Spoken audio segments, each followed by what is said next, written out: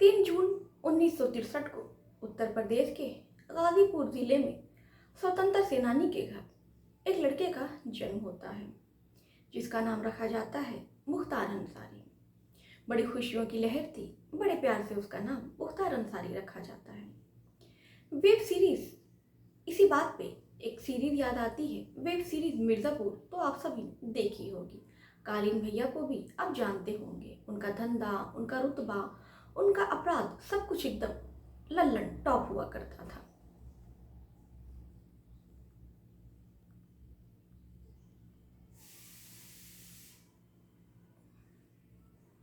कब किसे गोली मार दें, कब किसे गोली मार दें, कब किसको धंधा सौंप कर राजा बना दे, सब कुछ कालीन भैया के मूड पर डिपेंड करता था।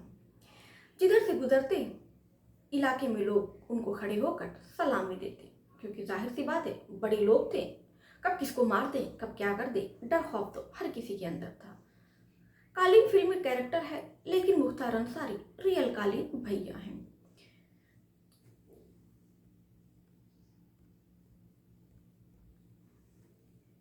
तो आज की जो मैं घटना आपके लिए लेकर आई हूँ वो काफी दिल को दहला देने वाली घटना है। एक ऐसा डॉन जिसने पूरी उत्तर प्रदेश पे राज किया, उसके नाम से हर कोई खौफ खाता था। आज उसके खौफ का अंत हो गया। बहुत सारे लोगों के मन में खुशियों की लहर है, तो बहुत सारे लोग उदास भी होंगे, क्योंकि बहुत सारे लोगों का उसने घर उजाड़ा, बहुत सारे लोगों की उसने जिंदगियां बर्बाद कर दी। कहते हैं कि वो जिधर से गुजरता था वहां से लोग उस गली से अपना रास्ता मोड़ लेते थे, क्योंकि वो कब किसको मार दे और कब किससे क्या रंजिश निकाले, किसी को कुछ नहीं पता होता था। तो आज उसकी मृत्यु के साथ उसका अंत हो जाता है। हम आपको बताएंगे कि आखिर में कैसे मुख्तार अंसारी मर गया। तो आदाब, शिफ्टेगा, नमस्कार। हाजिर हूँ मैं हाईवे क्राइम तक में आपके साथ। उम्मीद है हाईवे क्राइम तक की फैमिली अच्छी होगी, मस्त होगी, स्वस्थ होगी और अपना ख्याल रख रही होगी। इस घटना का जिक्र मैं करूं इससे पहले आपसे एक विनती है और एक गुजारिश है कि अगर आप चैनल पर नए हो तो चैनल को सब्सक्राइब कर लें, क्योंकि आप जान रहे हैं हाईवे क्राइम तक का जो परिवार है वो अभी नया नया है, तो आपके प्यार की और सपोर्ट की बहुत ज़्यादा ज़रूरत है। उम्मीद है कि आप अपना प्यार और सपोर्ट मुझे ज़रूर देंगे। और एक छोटी सी रिक्वेस्ट आपसे ये भी है कि वीडियो को और इस घटना को, एक रिक्वेस्ट आपसे ये भी है कि इस घटना को जितना हो सके ज़्यादा से ज़्यादा अपने दोस्तों में, परिवार में इस घटना को शेयर किया करें। ऐसी घटना सुनाने का उद्देश्य हमारा आपकी भावनाओं को ठेस पहुंचाना नहीं है, बल्कि समाज में जो भी घटनाएं हो रही हैं उससे आपको जागरूक करना है। तो चलिए फिर ज़्यादा वक्त ना लेते हुए इस घटना को ज़्यादा वक्त ना लेते हुए इस घटना की शुरुआत करते हैं।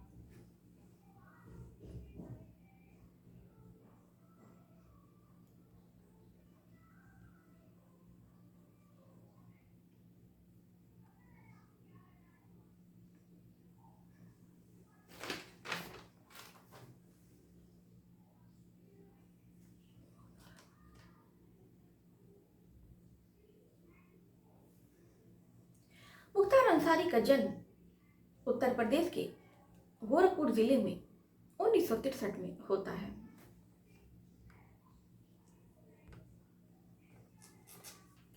मुख्तार अंसारी के पिता का नाम सुभान अल्लाह था, उनकी माँ का नाम राबिया था। पिता जो हैं मुख्तार अंसारी के अध्यक्ष रह चुके थे नगर पालिका परिषद मोहम्मदाबाद से।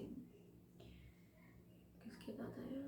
मुख्तार अंसारी के दादा अहमद अंसारी थे, महात्मा गांधी के सहयोगी रहते हुए 1926-27 में कांग्रेस के अध्यक्ष भी रहे।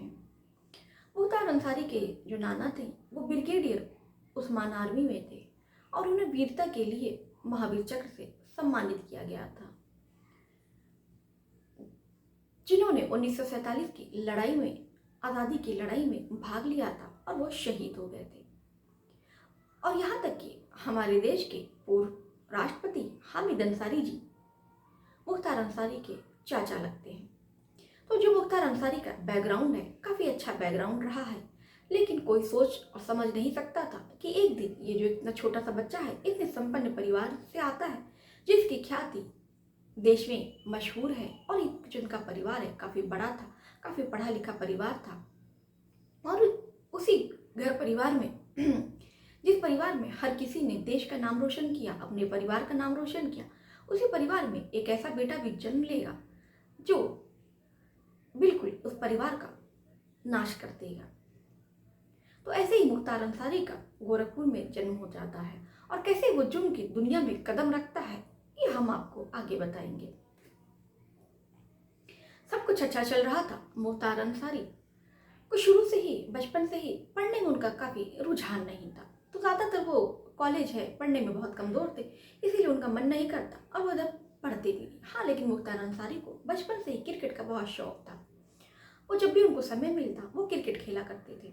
क्रिकेट खेलते खेलते वो काफ़ी ज़्यादा क्रिकेट के महारथी भी हो गए। ऐसे धीरे धीरे वो बड़े होने लगते हैं और जो घर परिवार की जिम्मेदारी थी, अब कहीं ना कहीं उनके ऊपर भी एक जिम्मेदारी थी कि जैसे उनके चाचा, दादा, परदादा हर किसी ने देश का नाम रोशन किया, वो भी देश का नाम रोशन करे।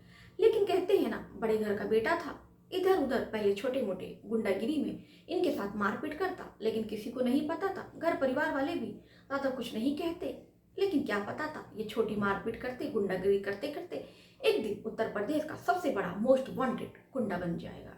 किसे पता था। इसीलिए कहते हैं कि बच्चे जो हैं उनको इतनी छूट नहीं देनी चाहिए। बच्चे कुछ शरारत करें तो उन्हें सख्ती से उनके साथ पेश आना चाहिए, ताकि फिर दोबारा वो ऐसे कदम ना उठा सके।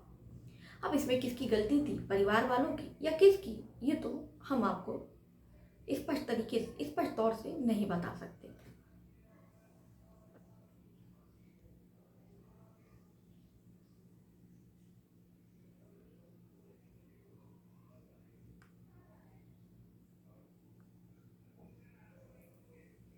फिर ऐसा ही था कि मुख्तार अंसारी जुर्म की दुनिया में अपना पैर जमाने लगा।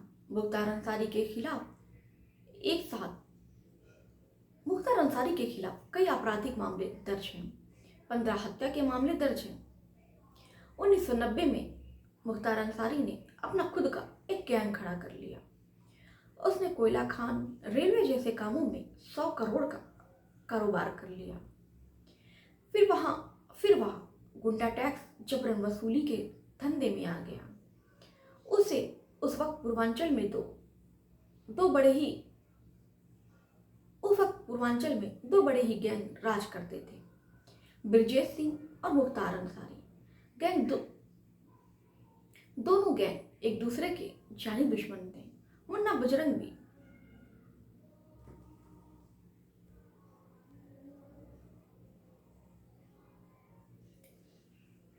बजरंगी भी मुख्तार अंसारी के गैंग में शामिल हो जाता है। सन 2002 में ब्रजेश सिंह मुख्तार के सारे काफिले पर हमला करवाता है। इसमें मुख्तार अंसारी के 3 गुर्गे मारे जाते हैं। इसी का बदला लेने के लिए वो बीजेपी के एमएलए कृष्णानंद की हत्या करवा देता है। हत्या हमले में AK-47 से वो हमला करवाता है और करीब 400 राउंड फायरिंग करवाता है। जब मृतक के शरीर में पोस्टमार्टम किया जा रहा था तो 67 कारतूस बरामद हुए। सोच सकते हैं कि कितनी निर्मम तरीके से उन पर धड़ाधड़ गोलियों से भून दिया गया था। कृष्णानंद की हत्या के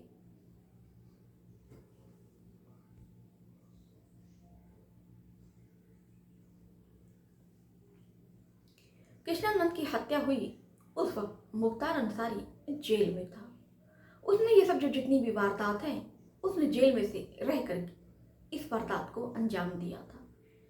जिसने भी ये बात सुनी और एसपी को, डीएसपी को, जैसे ही वहाँ के लोगों को ये बात पता चली तो किसी को यकीन नहीं हो रहा था कि मुख्तार अंसारी इतना बड़ा गुंडा कि वो जेल में रहते इतना बड़ा कांड कर गया और किसी को भी कानो कान खबर नहीं हुई। इसलिए हर कोई मुख्तार अंसारी से कांपता था। एक वक्त ऐसा भी था कि जो पुलिस है उसको अपने जेल में रखने से भी डरती थी, क्योंकि जब कोई क्रिमिनल, कोई डॉन किसी की जेल में बंद रहता है तो बहुत सारी उसके पर भी नैतिक जिम्मेदारी रहती है कि कहीं ये भाग न जाए और कहीं कुछ जेल से कुछ ऐसी घटना घट जाए तो सारा इल्ज़ाम उनके जेल पर आएगा। अब यही कारण था कि मुख्तार अंसारी को जेल में भी रखने पर जेलर से लेकर एक अफसर से लेकर हर कोई डरता था, कांपता था, थर्राता था। ऐसा कुछ उसका खौफ था।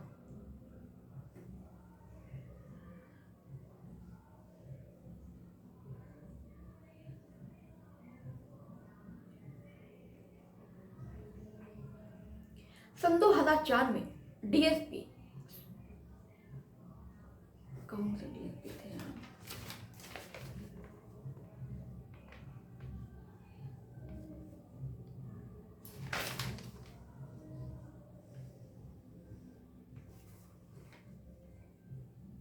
सन 2004 में डीएसपी शैलेंद्र सिंह ने मुख्तार अंसारी के खिलाफ पोटा के तहत केस दर्ज किया।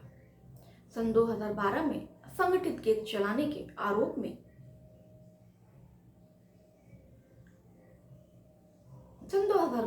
संगठित केस चलाने के आरोप में उस पर केस दर्ज किया गया। भाजपा नेता कृष्णानंद राय की हत्या के आरोप में कोर्ट ने मुख्तार अंसारी को 10 साल की सजा सुनाई। 13 मार्च सन 2024 को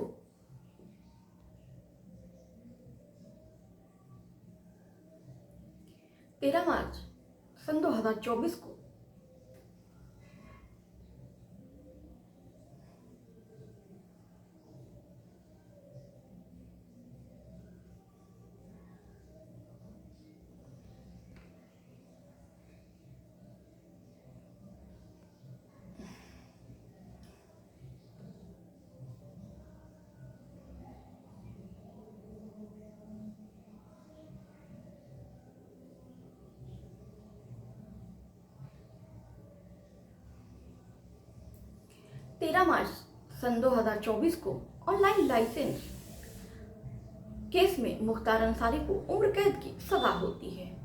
यूपी के माफिया डॉन मुख्तार अंसारी को इसी गुरुवार को मौत हो गई। बांदा जेल में अचानक उसकी तबीयत बिगड़ जाती है। इसके बाद उसे मांदा मेडिकल कॉलेज में भर्ती कराया जाता है। यहाँ इलाज के दौरान उसकी मौत हो गई। मौत का कारण हार्ट अटैक बताया गया। अब मुख्तार अंसारी की मौत के बाद उत्तर प्रदेश हाई अलर्ट पर जारी कर दिया गया है और सभी जिलों में पुलिस का पहरा बढ़ा दिया गया है।